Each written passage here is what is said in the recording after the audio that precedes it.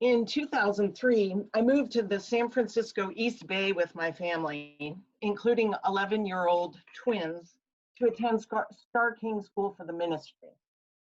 As I looked back on pictures and things that I wrote 5 to 12 years ago in preparation to be with you this morning, I'm reminded of so many good times and gratified to have been a piece of the fabric holding young adults to Unitarian Universalism as they faced graduating from high school.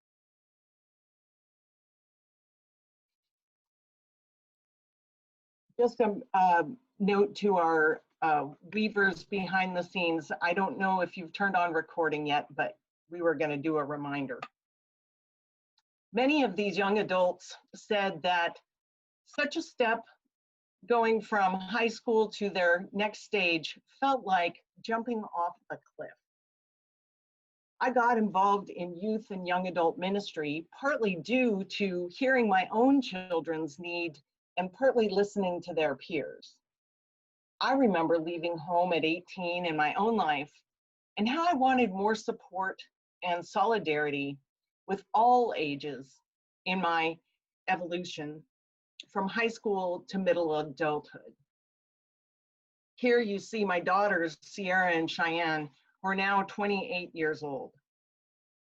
Now, some of you may have heard of the Spiritual Activists Leading Together program, SALT for short, which began in 2011. 14 young adults from all over California met monthly to develop skills, create community, and move into prophetic leadership together, culminating in our Justice General Assembly in Phoenix 10 months later in 2012. Garner Takahashi Morris, who you see in the middle of this picture, was one of those people from your congregation. SALT was born of a passion for justice, a need to engage with all ages in our lifespan, and a looming issue for 40 million people on the left coast.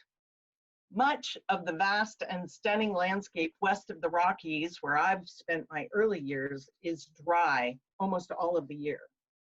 And while New Mexico's 1 million plus people mine its aquifers for water, California transports its considerable water sources to the agricultural and population centers at a cost in energy and climate change that each new generation must reckon with anew. California uses as much energy just to move water as the entire state of Oregon uses for everything.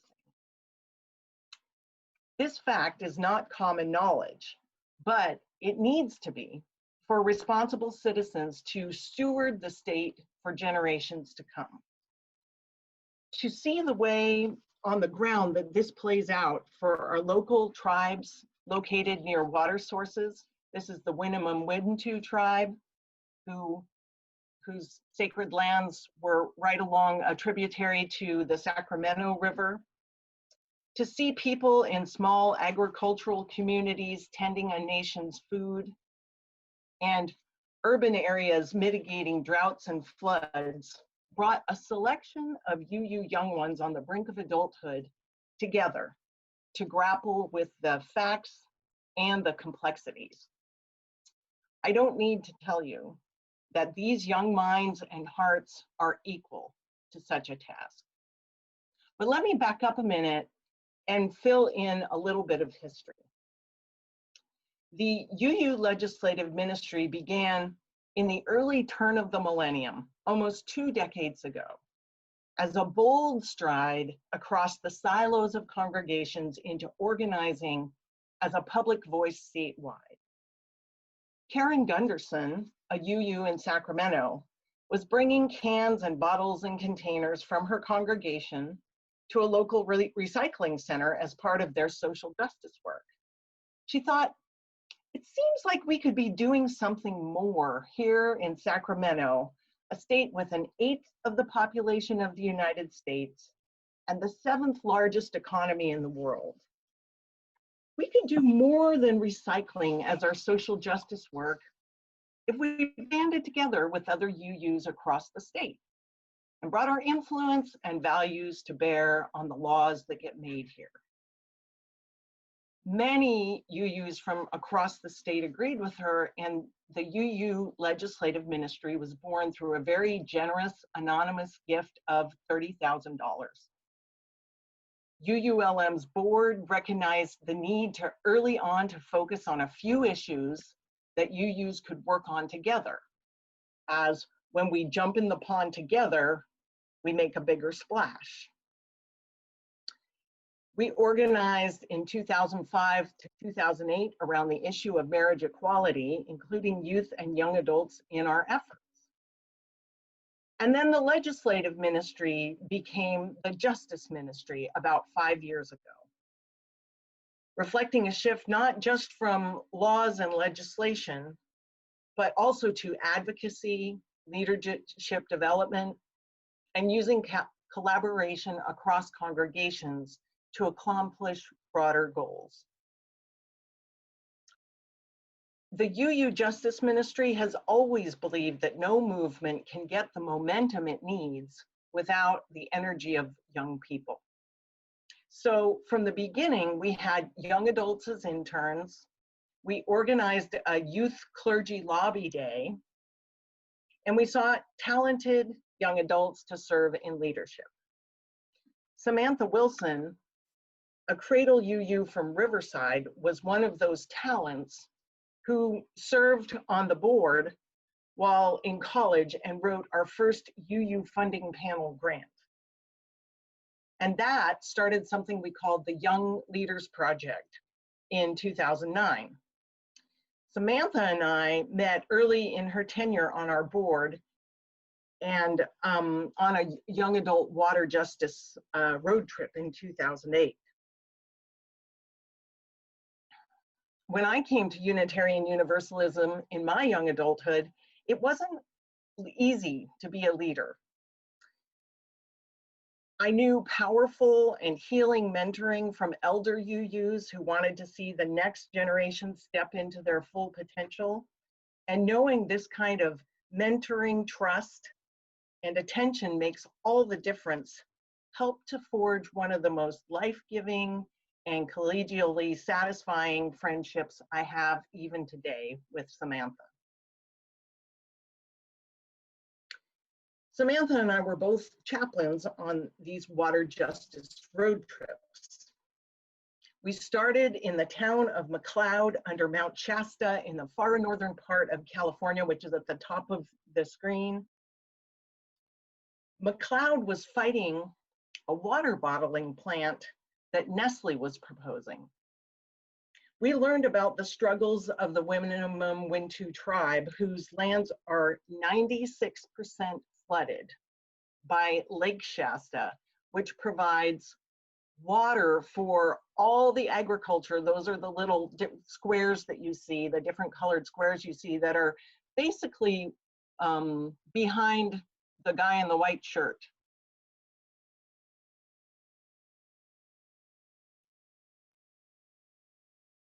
We canoed on the Cosumnes River. We did stream monitoring near Chico, California, which was right next to the Paradise Fire most recently. And we lobbied at the Capitol for the human right to water bill.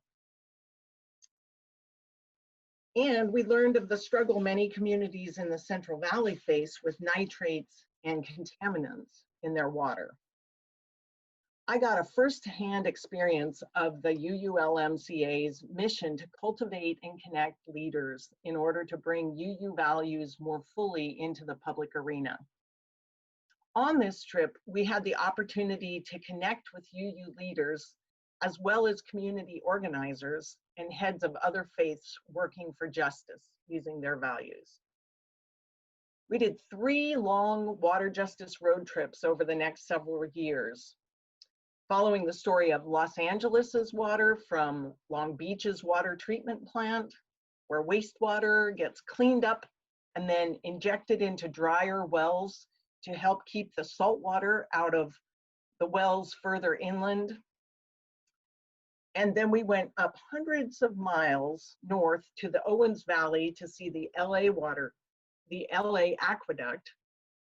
We went over the Sierras, pictured here, through the Central Valley, and we ended up on Elmer Street in the Los Angeles River floodplain near Burbank Airport, and saw how they use permaculture to recharge the groundwater while providing a mechanism for flood drainage. At this time, we had so much interest in these water justice road trips that I began researching what kind of young adult programming might be helpful in UULM's social justice ministry. Young adults, ministers, and allies formed a steering committee for the Young Leaders Project. We researched other denominations' young adult programs and successful leadership trainings. We were especially inspired by the Progressive Jewish Alliance's Jeremiah Project, now run by the Jews United for Justice. They are organized around the scripture Jeremiah 29:7, and seek the well-being of the city in which you dwell, for in its peace you shall find peace. We loved their model of a longer, committed leadership program for young adults who form a cohort and learn together. Reverend Rick Hoyt came up with the acronym of SALT for the Spiritual Activist Leadership Training then, and we piloted the project in the 2011-2012 fiscal year. Now it's renamed to be Spiritual Activists Leading Together, showing more of the peer relationships that we're aiming to form. SALT was actually made possible by grants from our UU funding program and the Unitarian Universalist Service Committee. Back then, the UU Service Committee had been working on the idea of a social justice college with the UUA, and at the time they thought SALT was further ahead on implementation of a justice training with hands-on education, and wanted to support our program to learn from our experiences what works and what might be applicable to other states and situations. The UUSC and UU funding program gave us the opportunity to get the SALT program and fundraising for it in place in order to show the potential of social justice programming in keeping our young adults involved in their faith as they take their next steps in life. As Richard Gilbert says, our young people are entering a crisis-ridden world. I do not believe we are equipping them to deal with it. Well-intentioned promotion of our Unitarian Universalist purposes and principles is inadequate.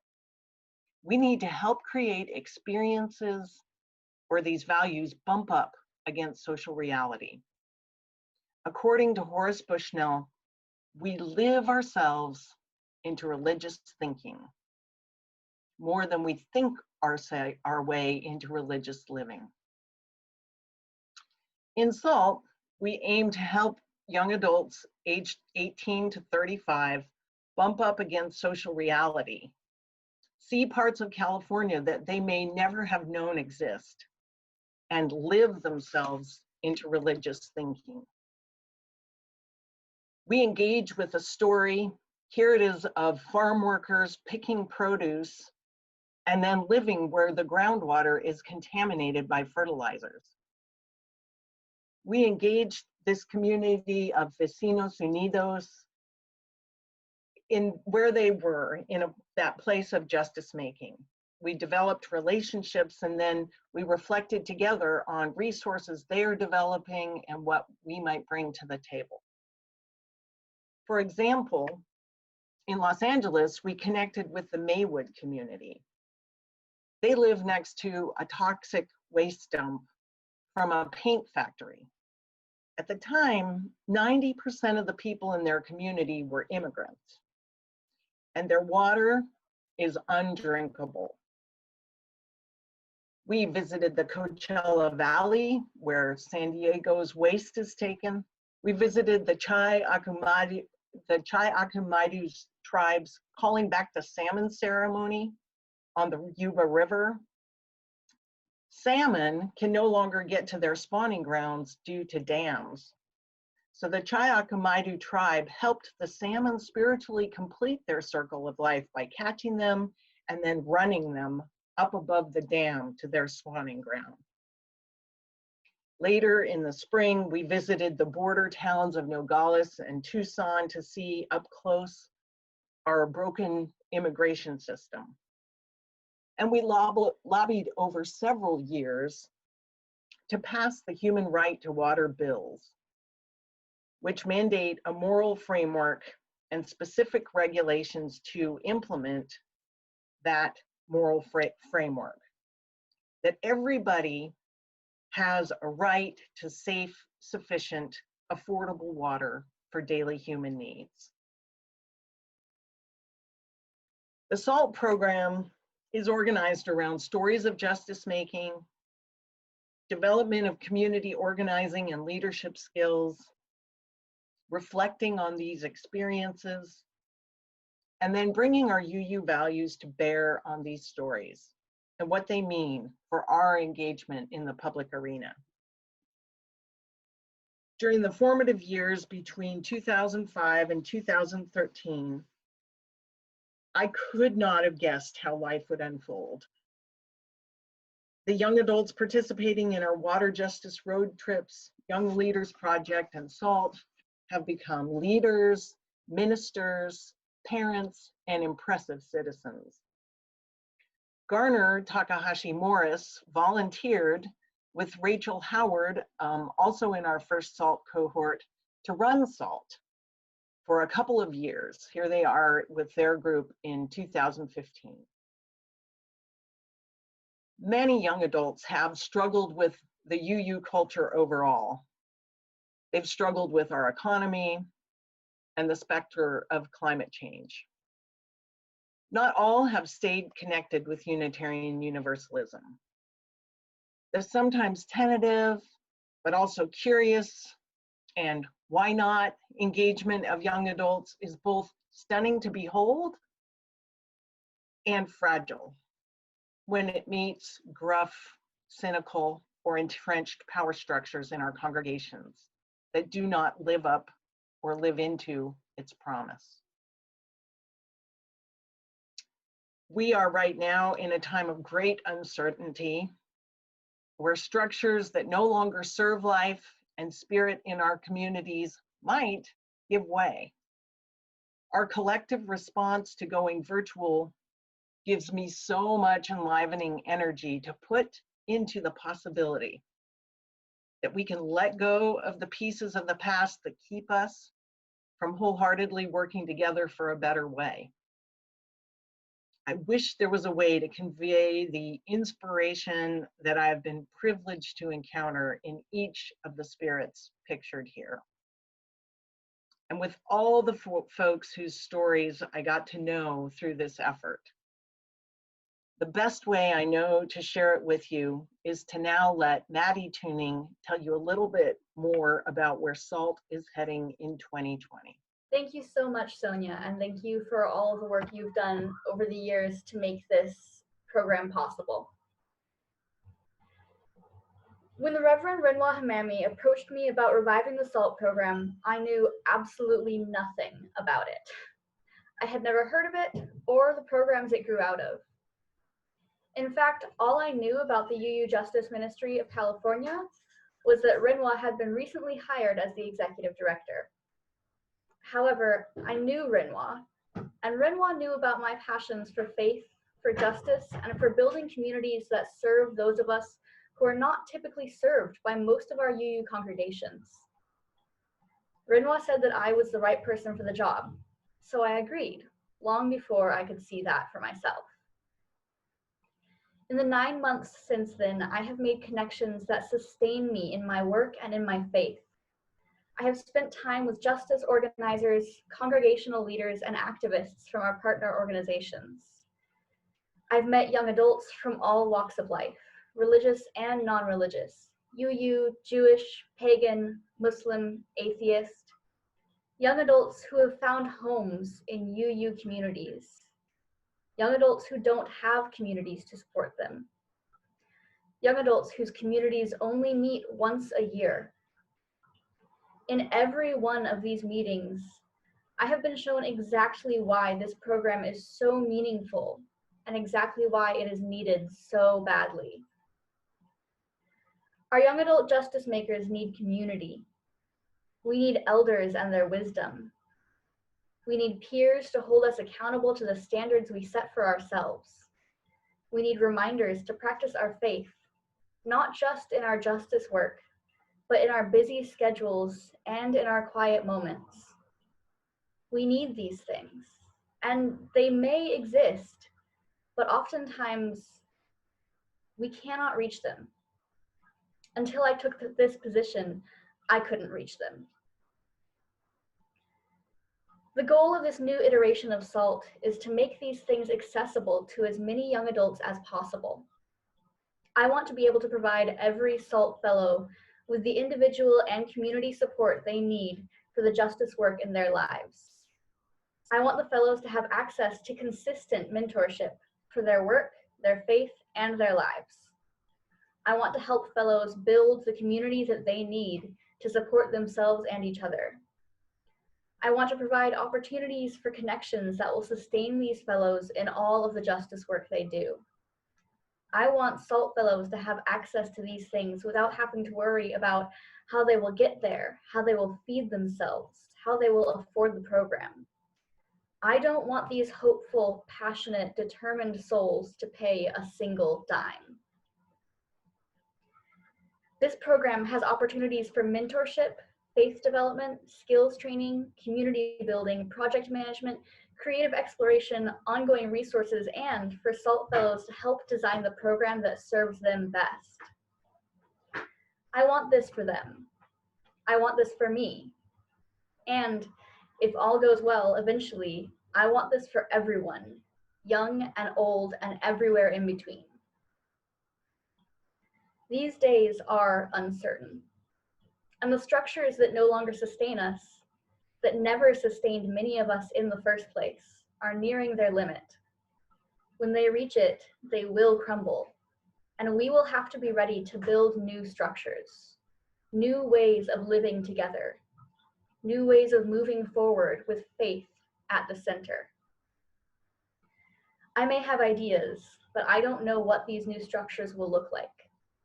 What I do know is that programs like SALT, communities like you saw in Sonya's slides, like everyone I have met over the last 9 months, are how we build the way forward.